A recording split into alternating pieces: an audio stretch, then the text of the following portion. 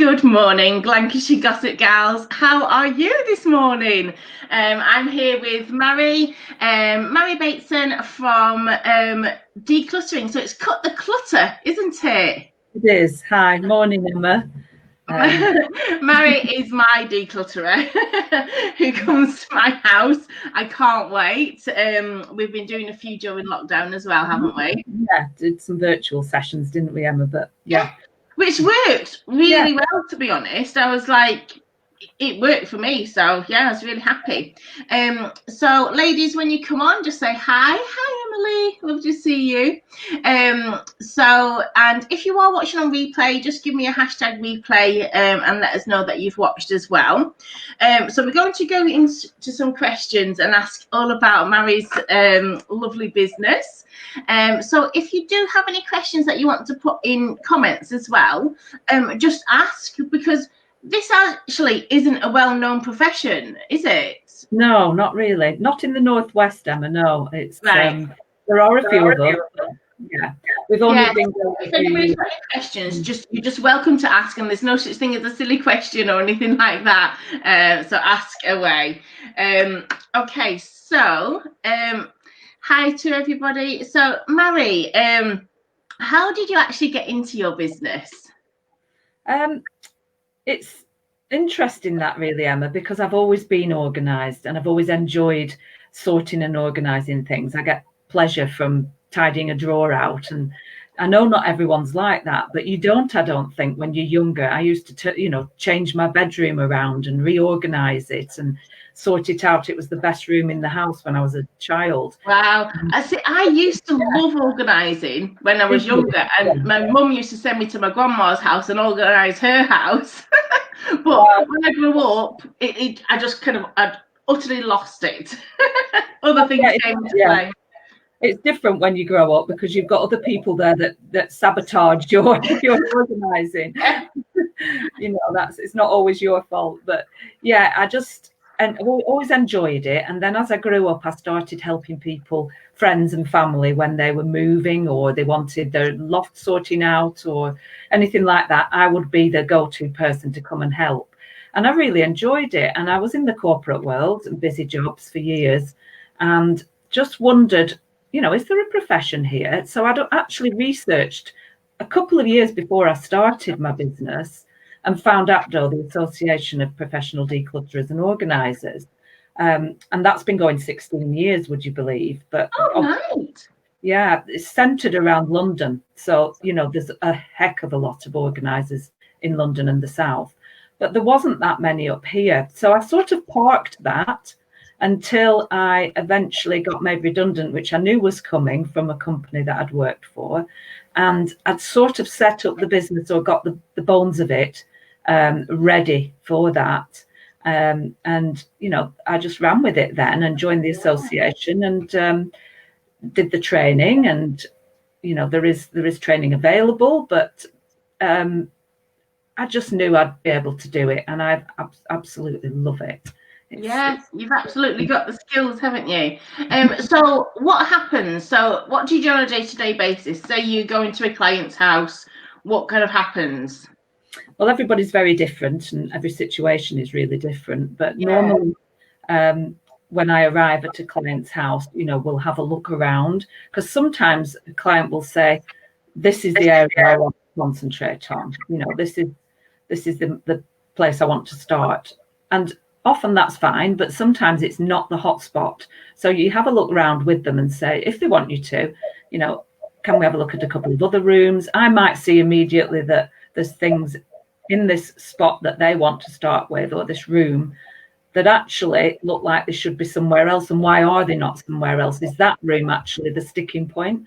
So sometimes, it can be a little bit around, and sometimes we change where we start, but then we'll just get going and make a start together. The client needs to be there generally, and so that you wouldn't be responsible for saying this has to go if the client wasn't there.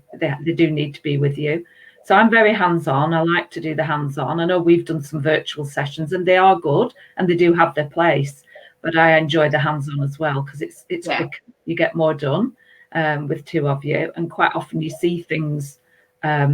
Well, you see a lot more when you're in the room than when you're on a virtual session. So there's pros and cons about both. So we just get going and take it. I take it at the client's speed. Everyone's different with that as well. Some people can go quite fast and make quick decisions. Other people really can't make a decision very quickly at all. And I feel that I'm very good at gauging the person once I start to work with them. Is that quite a psychological process, do you think? Yeah, it can be, yeah. And I think you've got to have that, I suppose it's life experience of people to know how to react to different situations and different people. Yeah, you can't go in all kind of gung-ho, like, right, we're getting rid of this, we're clearing it all, because that's offensive then to people that want to take it slowly.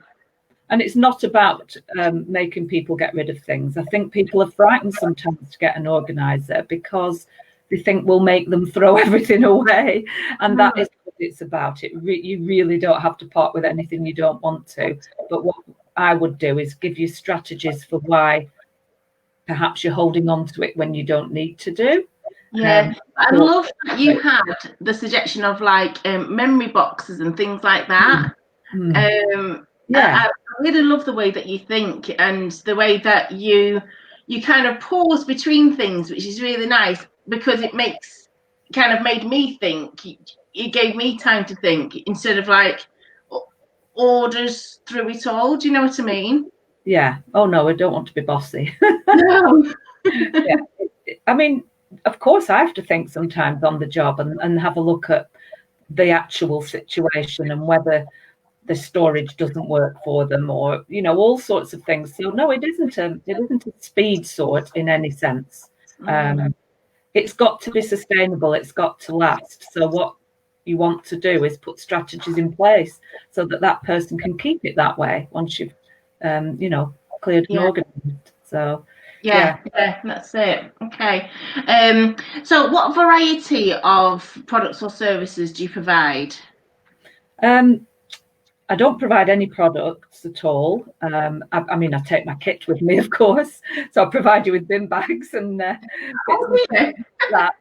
Yeah, not, I'm not selling any products at all on the back of that. It's something that I sort of thought about, but I think it's further along the road. But yeah, services-wise, I would do general room, whole house, garage, attic, anything like that. I've done garden sheds before now.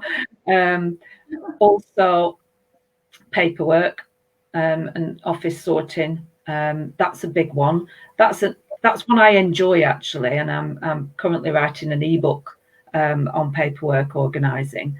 I enjoy it, but I would never start with a client with their paperwork in their house because it's really not a massive result at first. You don't see a massive change, and it's a slow process. So it's something that I tend to do later in the process with a client, not right at the beginning. I like them. You have some clients that will just do like a one-off job, and then there's some clients that have, say, you come monthly and go through different rooms, and then you come to the paperwork.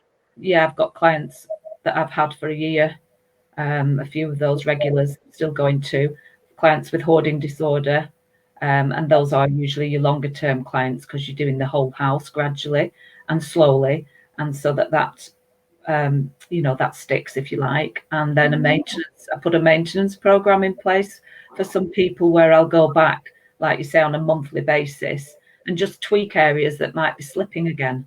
I think that's really important, not to just abandon somebody when you've finished. If they can sustain it, you go back and do a maintenance. That's what I like to call it anyway. Yeah, I love that. Just a question that's come to my head. What hours do you do? Because everybody works different kind of times and stuff like that.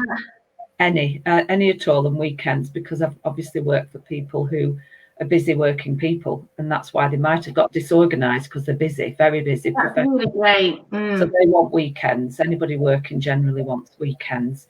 Not done too many in an evening, but done a lot of weekends or any time in the week generally. Yeah, great stuff. Yeah, you do a whole range of things that, like, you just think, oh, just sort out the bedroom wardrobe or whatever, but there's just so much into it. And to be honest, I have, since lockdown, my paperwork, I've got like a cupboard in the dining room, and it's got like 6 compartments kind of thing, and I've just shoved it in there, and it's just big piles in there. It is ridiculous. You have to look at that, Emma.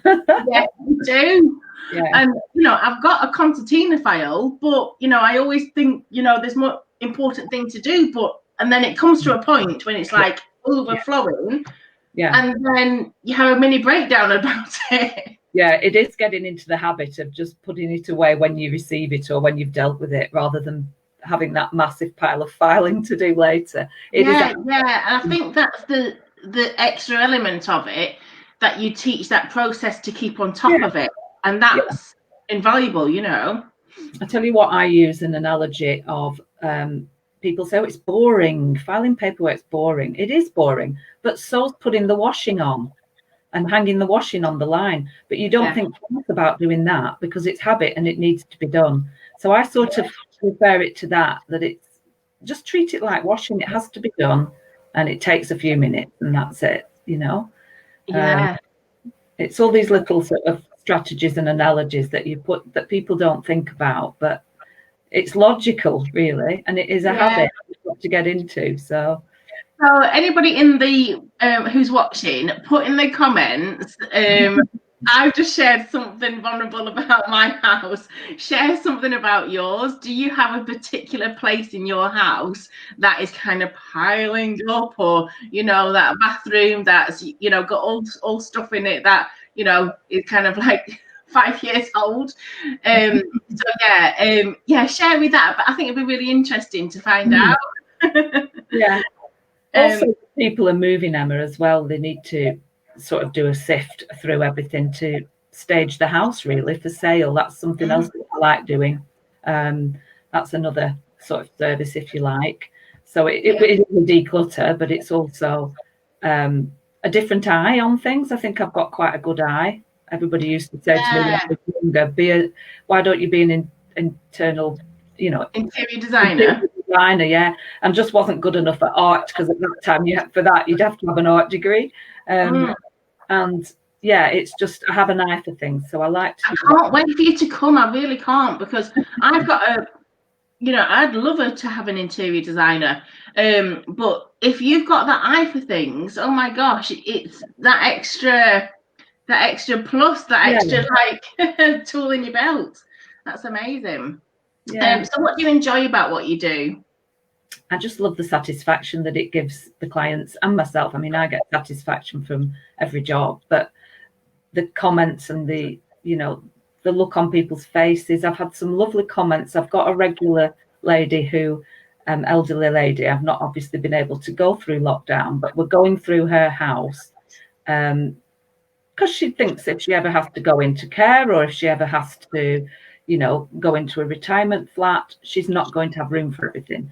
So basically, that's what my grandma's doing at the moment. She's doing it herself. I mean, I'll suggest you to her, but she seems to be decluttering herself.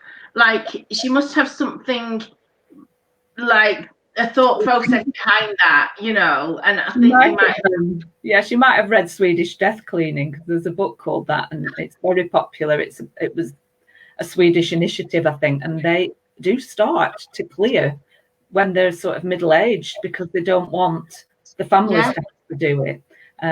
But just kind of sending it off to people that might want it in the family.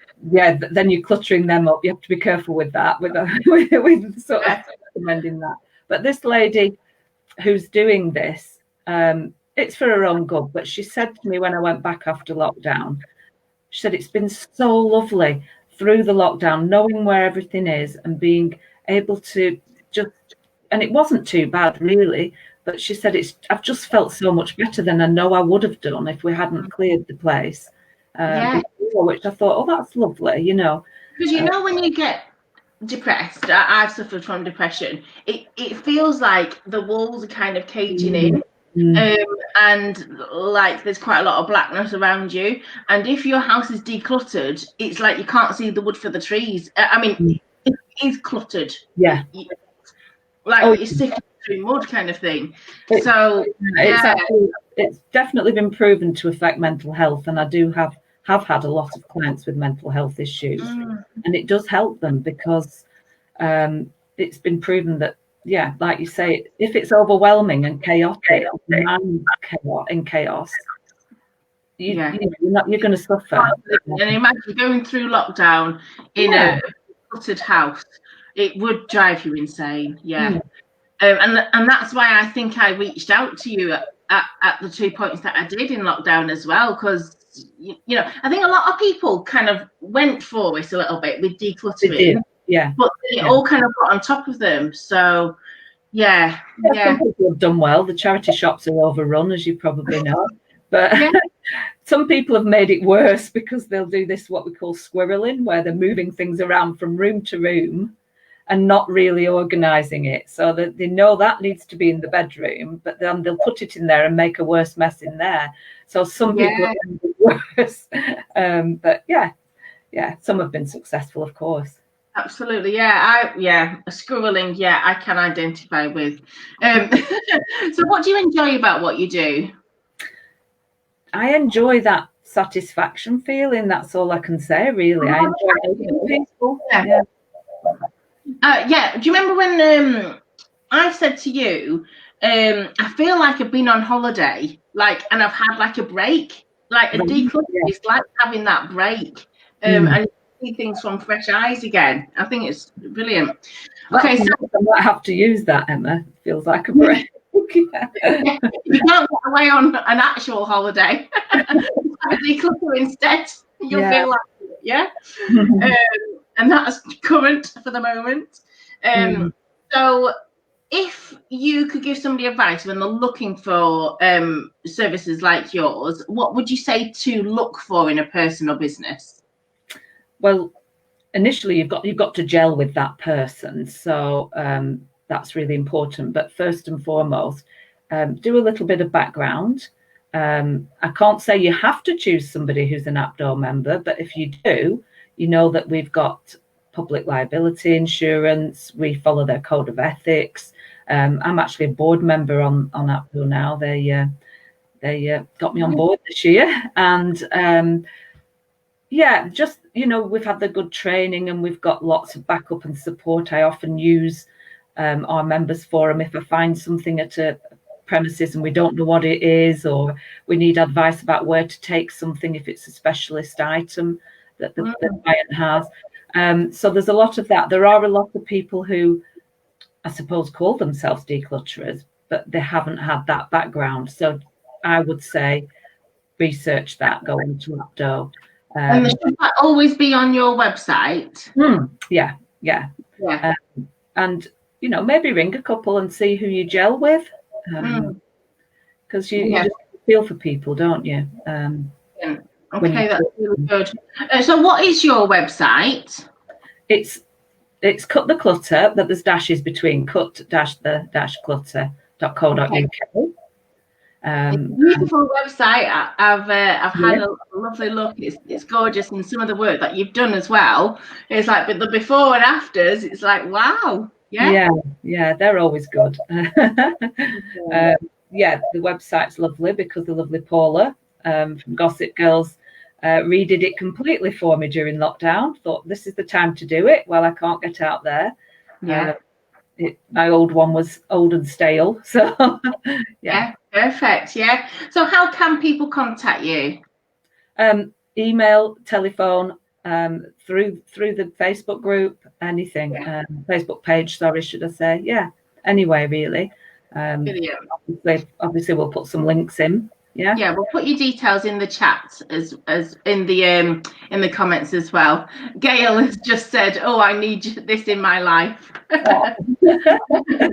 Yeah, I mean it's so refreshing once you've had it done, and I think it can be a little bit addictive as well, because if you've got one room cluttered, it's like then you start to look around other rooms and you're like, yeah, it's that momentum. Once you get going, and that's what we always say to people that are trying on their own, don't go too fast. With myself and another organizer have got a workshop going virtual. We used to do it face to face, but we're going to take it virtual in September. Great. That's if you want to have a go yourself, that would be worth coming on to. But we always say start small, do something that you can finish, even if that's one drawer. And if that gives you a bit of a boost, a bit of satisfaction, keep going back to it and opening it and having a look, because it will give you that feeling again of like, oh, yeah. And then you'll move on. It's getting the momentum. And you're right, quite often, most often, actually, most clients are repeat clients. So there are one-offs, but they're less than the repeat clients. Yeah. Yeah, brilliant. So when somebody contacts you, what would the next step be? Usually it's by phone, or if they email me, I'll call them, but have a chat. And I go and do an assessment if they're local. We can do that virtual though as well, if necessary. And that assessment is usually half an hour, 45 minutes, something like that. I'm doing that free for the whole of August. So still a few days of August left. And because normally I would charge £10 for that, but if I got a booking from it, you get that back in your offer. Yeah. And then we just have a look, and that's when I would go and say, actually, yeah, we'll start there, or no, that wouldn't be the place to start. We need to start here, and I'll do a plan. If it's more than one room or one area, we'd do a whole plan. That's quite nice to do, sort of, if you like, a list of where to start, what you would like to get to, the next room, go through everything. Yeah, that's a really in-depth way to go about it. That is so good. So you don't just kind of say, right, let's get on with it. It's you have a plan. And I love that. In the main, yeah. If it's some distance I'm traveling, I might not go and do an assessment. We might do it over the phone, and then go and get sort of stuck in and do it as we go. But where do you cover distance-wise? Anywhere in Lancashire, really, at all. Yeah. Yeah, brilliant. Oh, that's so exciting. Yeah, it's really absolutely brilliant to talk in depth about it with you. And have a really good chat. So yeah, and I think Gail's just said, book me in, please. So you've already got a client there. Gail Kelly, who does on a carousel. So yeah, she's so much fun. So you'll enjoy that job. So yeah, thank you, Marie. And I've really enjoyed this chat. So it's Marie Bateson from Cut the Clutter. Thank you, Emma. Thanks a lot. Brilliant. Take care, everybody, and see you soon. Bye. Bye.